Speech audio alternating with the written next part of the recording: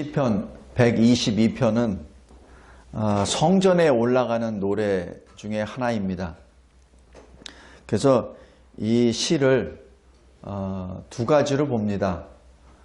다윗이 왕이 되어 이 언약궤를 메고 올라갔을 때 그때 지은 시다라고도 하고, 또 어떤 사람들은 바벨론 포로가 끝나고 난 다음에 에스라와 느헤미야에 의하여 성전과 성벽이 다시 회복되고 난 다음에 그때 포로에서 풀려난 이스라엘 백성들이 성전에 올라갈 때 불렀던 노래였다라고도 해석하기도 합니다. 어쨌든 배경이 어쨌든 간에 오늘 본문의 주제는 1절입니다. 여호와의 집에 올라가자. 여호와의 집에 올라가자. 여호와의 집이 무엇이죠? 바로 이 시대 교회입니다. 하나님이 계시는 곳에 올라가자.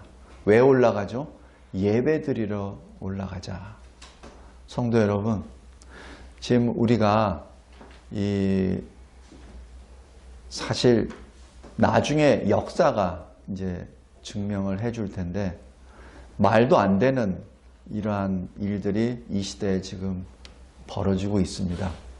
코로나라는 그러한 것 때문에 사람들이 겁을 먹고, 특별히 교회가 겁을 먹고 예배를 패하는 이 시대, 참으로 안타까운 시대가 되어버렸습니다. 지난주 수요일 날 에스겔 10장 설교하면서 설교가 다 끝나고 난 다음에 하나님께서 저에게 주시는 감동의 그 말씀은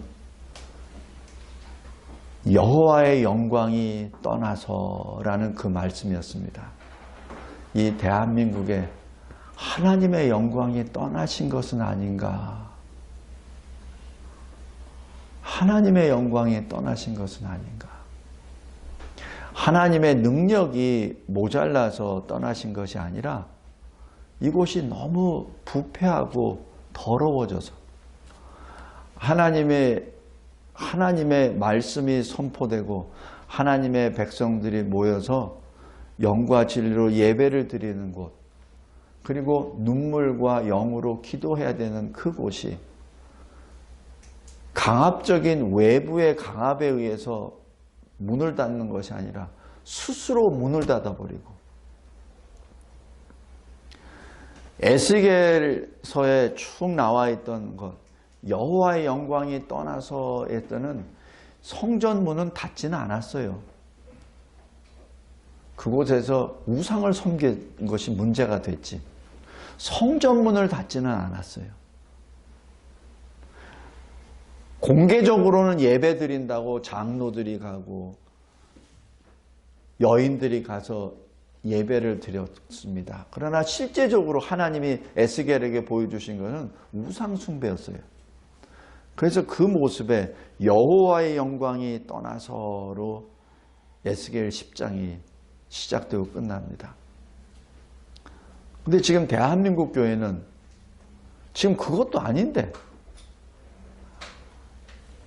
기근과 전염병과 전쟁은 하나님이 구약에서 신약에서 주시는 심판의 모습들입니다. 그렇다면 하나님의 심판 앞에 섰을 때 세상 사람들이야 하나님을 안 믿으니까 그거는 차치해 두고, 하나님을 믿는 교회는 어디로 모여야 되죠? 교회에 모여야죠.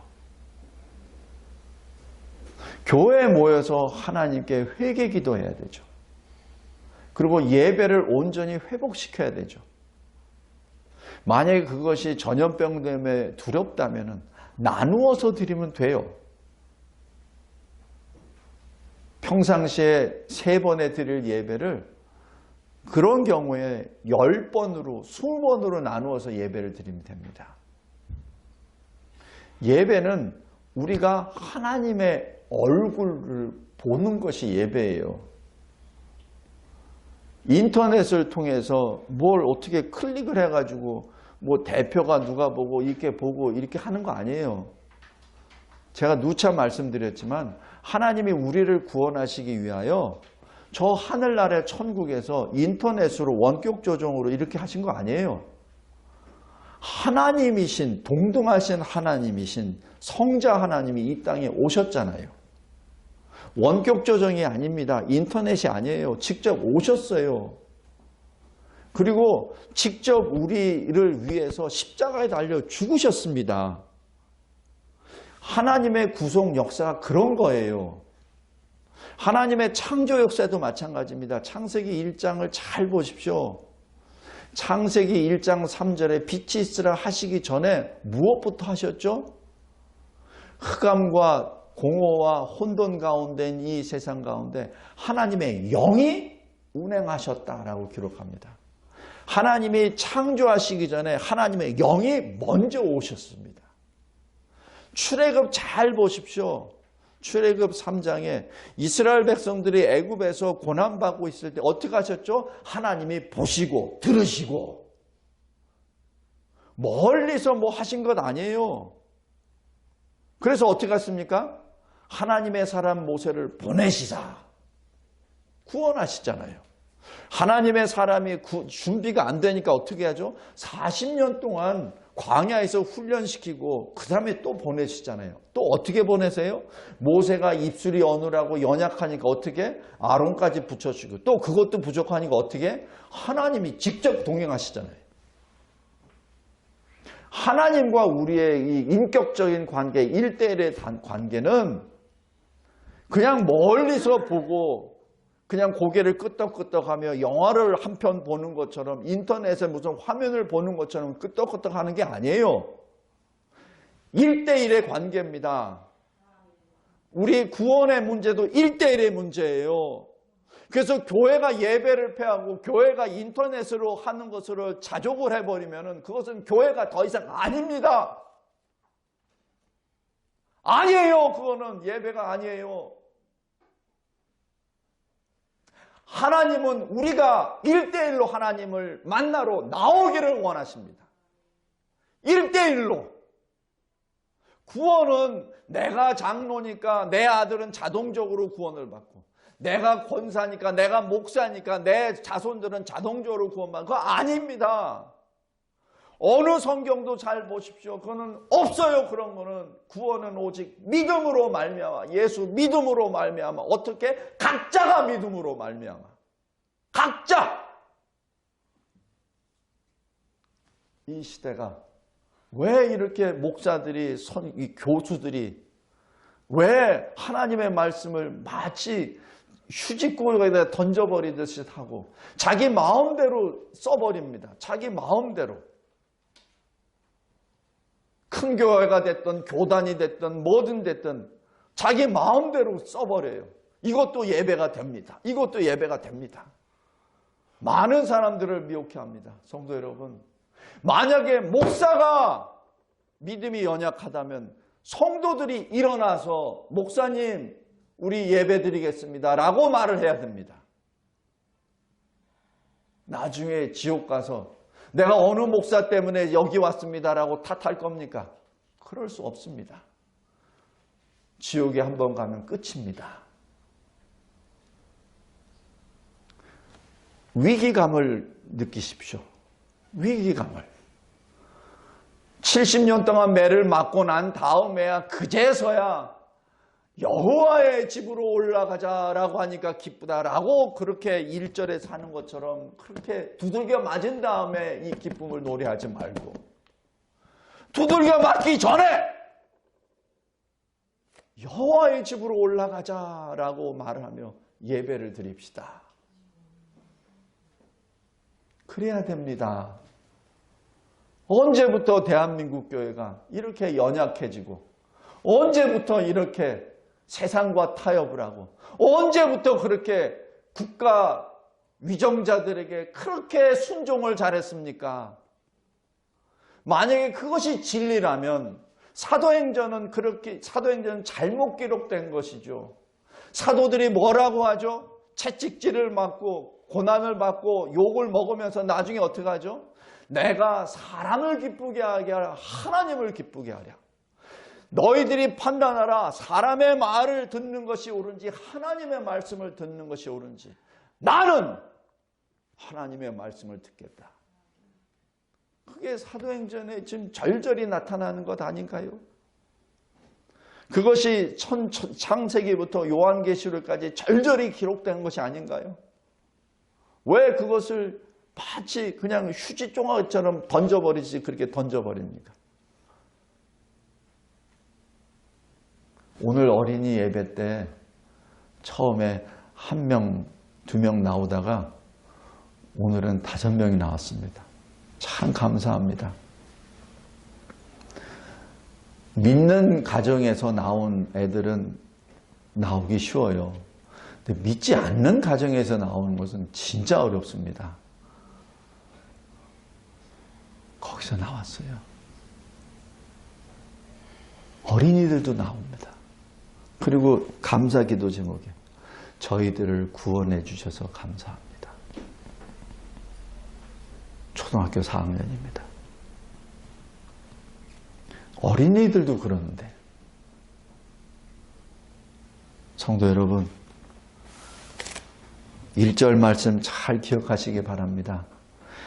사람이 내게 말하기를 여호와의 집에 올라가자 할 때 내가 기뻐하였도다. 하나님께 예배드리는 것이 진정 기쁨입니다. 사람이 웨스트민스터 신앙고백서 거기에 대소요리문답 1번이 뭐죠?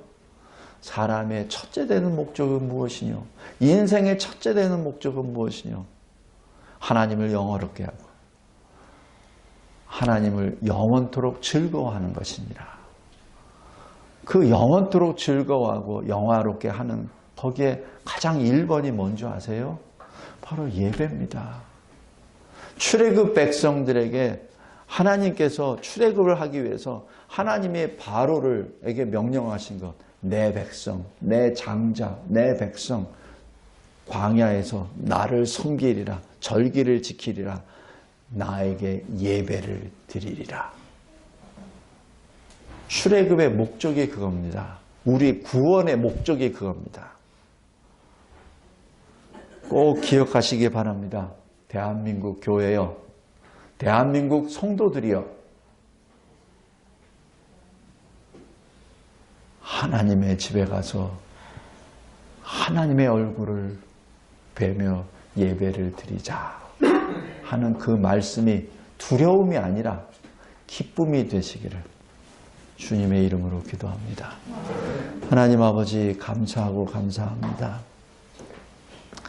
하나님이 주시는 이 생명의 말씀이 우리의 삶의 지표요, 우리가 걸어가야 될 방향이요, 우리가 한 걸음 한 걸음 디딜 발자국이요, 그것이 우리 주님이 앞서 걸어가신 발자취임을 고백합니다.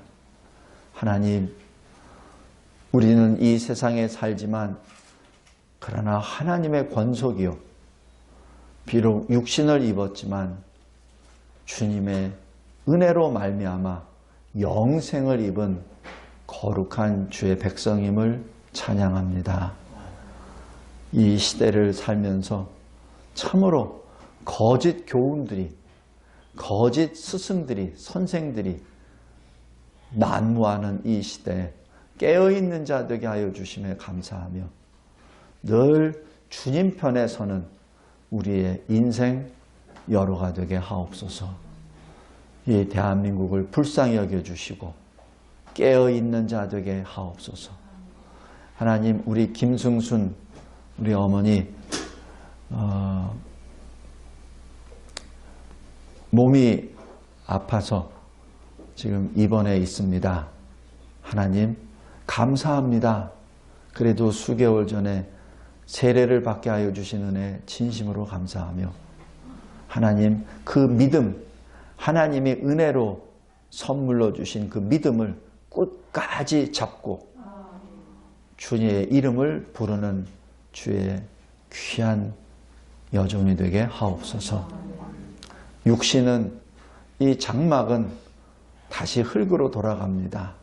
이 육신의 마음을 빼앗기지 않게 하여 주시고 고통이 있을 때 신음보다는 하나님의 이름을 부르며 찬양하게 하옵소서.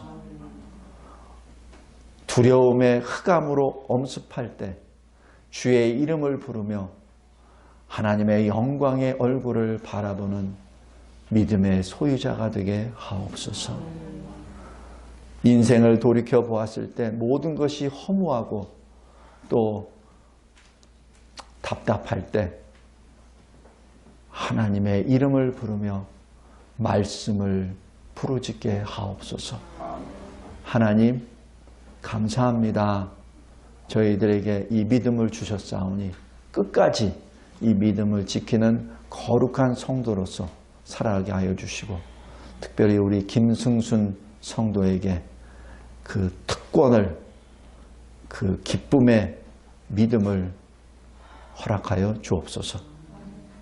하나님 감사합니다. 감사합니다. 이 악한 때 복음학교를 통하여 한 영혼이라도 구원을 하라는 명령에 순종케 하시는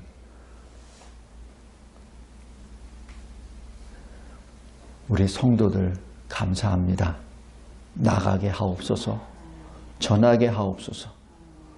그리고 한 영혼이라도 주께로 돌아오는 역사를 허락해 주셔서 주님 마지막 때